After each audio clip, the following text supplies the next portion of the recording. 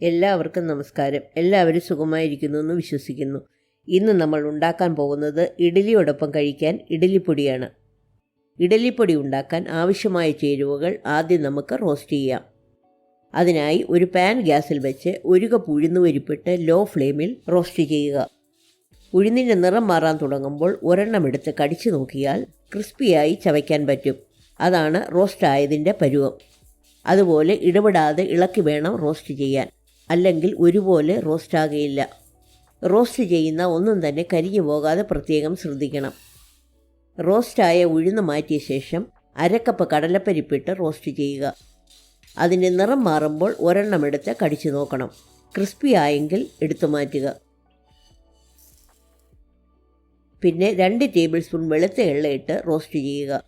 അതും crispy ആകുന്നവരെ roast ചെയ്യണം. എള്ള് പെട്ടെന്ന് തന്നെ റോസ്റ്റാകും. പിന്നെ കുറച്ച് കറിവേപ്പിലയിട്ട് റോസ്റ്റ് ചെയ്യുക.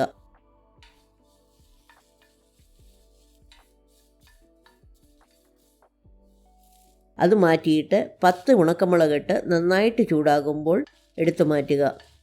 നിങ്ങൾക്ക് എരിവ് കുറവ് മതിയെങ്കിൽ 6-7 മുളക് ചേർത്താൽ മതിയാകും.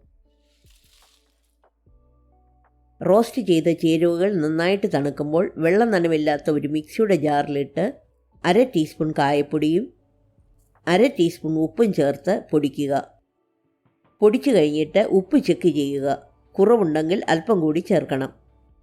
വെള്ളം നനവില്ലാത്ത ഒരു കുപ്പിയിലിട്ട് അടച്ചു സൂക്ഷിക്കാം.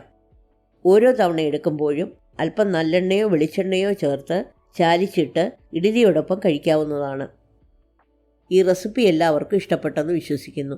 ലൈക്ക് ചെയ്യാനും ഷെയർ ചെയ്യാനും സബ്സ്ക്രൈബ് ചെയ്യാനും മറക്കരുത്.